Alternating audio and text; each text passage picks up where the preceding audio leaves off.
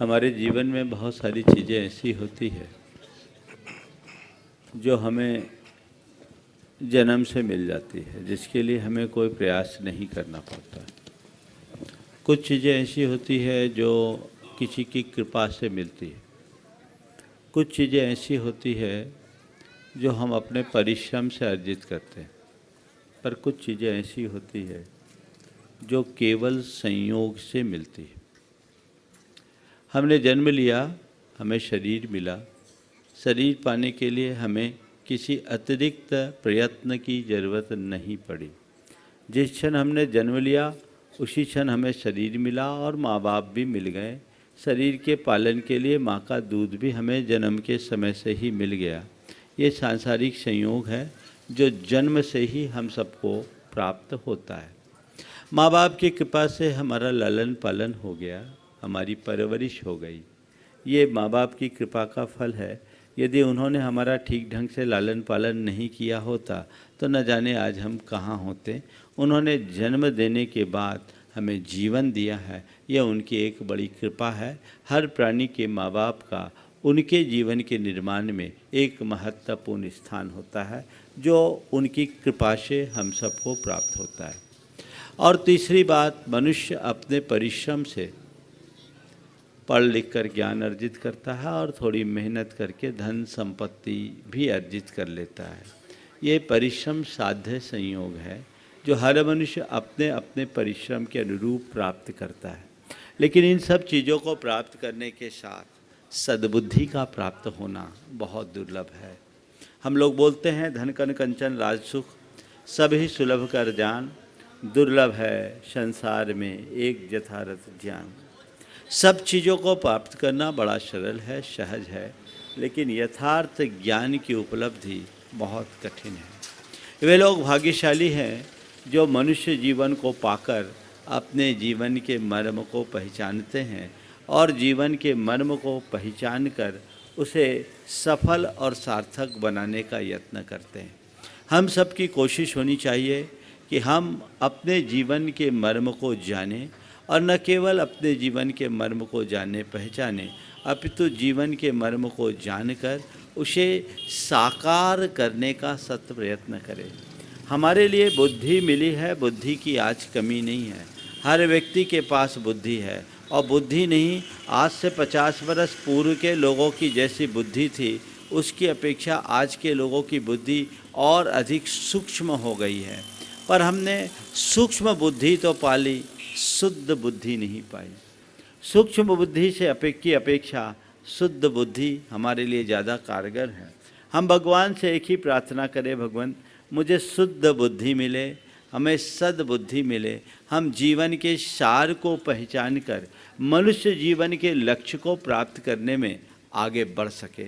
ऐसा प्रयास हम सबको करना चाहिए। इसी में मनुष्य जीवन की सार्थकता है। आज तेवरी वालों का पुण्य जागा है। ये संयोग कटते कटते उनको मिल गया। अब तिवरी और सिलवनाबाद का संयोग ऐसा ही है कि 5 किलोमीटर की दूरी है, तो अब एक को मिलता है तो दूसरा वंचित रह जाता है। हालांकि इस पूरी पट्टी का बड़ा सौभाग्य है कि गाड़ी रिवर्स आ रही है। जब हम निकले थे तो आप लोगों ने ये नहीं सोचा होगा कि 1 महीने के अंदर महाराज का दोबारा, बल्कि 1 महीना भी नहीं हुआ, 20-25 दिन हुए हैं और 25 दिन के अंतराल में दोबारा आने का योग आप लोगों ने भी नहीं सोचा था ना। लेकिन आप लोगों का पुण्य प्रबल है और आज योग बन गया। और हम सोचते हैं कि आज का मौसम भी 5 किलोमीटर के ही लायक था, ज़्यादा नहीं था, पुण्य प्रबल था।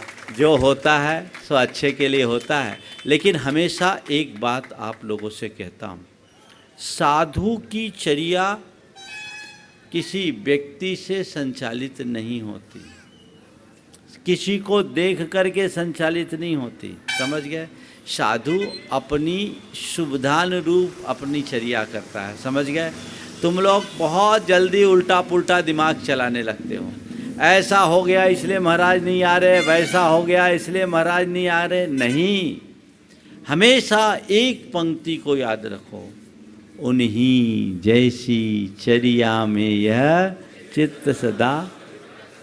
अब आ गए तो महाराज राजी, नहीं आते तो महाराज तो नाराज हो गए तिवरी वाले से। ऐसा नहीं सोचना, ये देखना चाहिए कि साधु को सुविधा किस में है। आप सबको पता है कि हमारी यात्रा लंबी है कि नहीं है। आगे मौसम की स्थिति को भी हमें देखना है, सब कुछ करना है। तो उन सब बातों को ध्यान में रखते हुए सारे कार्यक्रम बनाए जाते हैं। इसलिए एक संकल्प लो, कोई भी साधु आए जी भर करके निवेदन करो, अनुरोध करो। अगर वो कृपा कर दे इसे अहोभाग्य मानो, नहीं करे तो भी हमेशा उन्हीं जैसी चर्या में ये चित्त सदा अनुरक्त रहे। समझ गए। आप लोगों को पिछली बार तो मिल ही गया था। और तिवरी सिलमनाबाद तो एक ही स्टेशन के दो पड़ाव हैं, अलग अलग थोड़ी हैं, लेकिन हाँ मोहल्ले ही हैं। हाँ, और सब जगह सबको नहीं मिल पाता, लेकिन फिर भी ये आप लोगों का बड़ा सौभाग्य है। सार में मैं केवल इतना ही कहूँगा, जो हमें सुयोग मिला है उसका प्रयोग करना चाहिए। हमेशा एक बात अपने मन मस्तिष्क में अंकित करें कि मेरे हृदय में सच्चे देव शास्त्र गुरु के प्रति श्रद्धा प्रगाढ़ बने और मैं अपने जीवन को जितना बन सके संयम के साथ, सात्विकता के साथ, सरलता और सहजता के साथ व्यतीत कर सकूं। ये हमारे जीवन का लक्ष्य होना चाहिए। यदि ये हो जाए तो हमारा जीवन कृतार्थ होगा। आज अभी अधिक विस्तार से बोलने की अनुकूलता नहीं है, समय दूसरा हो गया, इसलिए सार में विस्तार रखो। लक्ष्य अपने जीवन का एक ही बनाओ। मेरे हृदय में देव शास्त्र और गुरु के प्रति सच्ची श्रद्धा हो, सात्विकता हो, सरलता हो और सहजता हो। श्रद्धा, सात्विकता, सरलता और सहजता जैसे गुण यदि जीवन में विकसित हो गए तो बेड़ा पार हो गया, और यही सद्बुद्धि का फल है। ठीक है ना। यहीं पर विराम। बोलिए परम पूज्य आचार्य गुरुवर श्री विद्यासागर जी महाराज की। बोलिए।